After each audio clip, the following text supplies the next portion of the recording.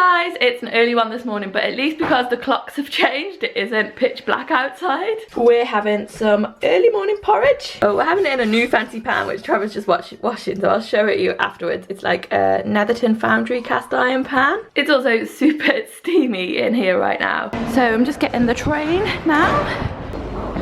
This train doesn't seem to have a charging point on it. They're normally around here. I forgot to charge my phone, so I brought the charger with me because normally you can plug them in on the train, but I guess this one doesn't have a charging point. I'm getting the train earlier this week because the last few weeks the Thursday train has been delayed and it's left me like no time at the other end. So I feel like I'm always running up the road to college. This one gets me in an hour early, which is okay today because I haven't got work this morning, but normally I just can't take this train. So it's been a little bit of a rush to get here, but it's going to be nice and leisurely once we're at the other side. It's not such a scenic route walking up to the college, but the leaves are pretty out here. So time to head inside. And so I'm just in the canteen now, and I thought I would have a cooked breakfast.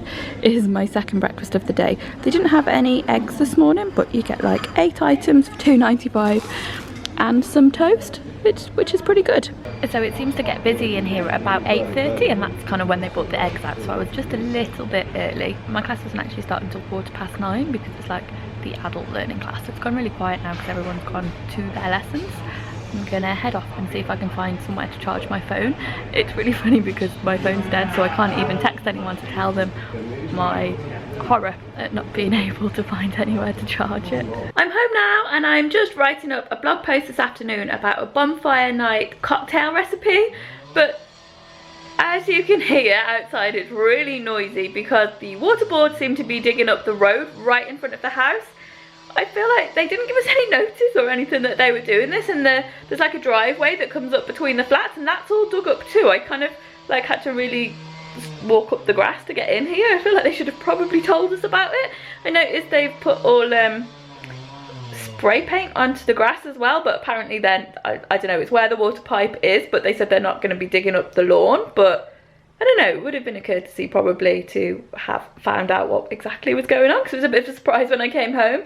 But I'm gonna try and get my writing done anyway, so that's what I'm up to now. I managed to get the blog post finished, so that is up now, and I'm just putting together some dinner for us. I've got some prawns, which were a bargain. They are reduced ones, so I've got some money off those because they're going out of date. They actually went out of date yesterday. They smell fine, it's gonna be fine. I'm making like a prawn linguine. I think I might have made this before on one of the what I ate videos. I've just got everything chopped up and ready to go. So some red onion, some chard. This is chard from the garden. I always feel quite accomplished when I can go out and pick that and then cook it straight away. Mushrooms, garlic, parsley and red pepper. I'm going to put that into a sauce with some passata and then add the prawns, and I'm serving it with linguine. Bubble bubble, toil and trouble. I'm going to quickly change into my PJs, whatever they are, the comfy things, and we're going to enjoy this for tea. Tea was really nice and I'm just settled down on the sofa now. It's 7:30 and I am so ready for bed. I know today was kind of an early morning, but I feel like I really struggled. I try and stay up till at least 9:30, but another 2 hours today is going to be hard. I'm feeling really sleepy. I've got my pyjamas on, and these are ones I had from Primark a few years ago, and normally around this time of year I like to buy a new pair of pyjamas and some of those fluffy bed socks, also from Primark because they're really cheap.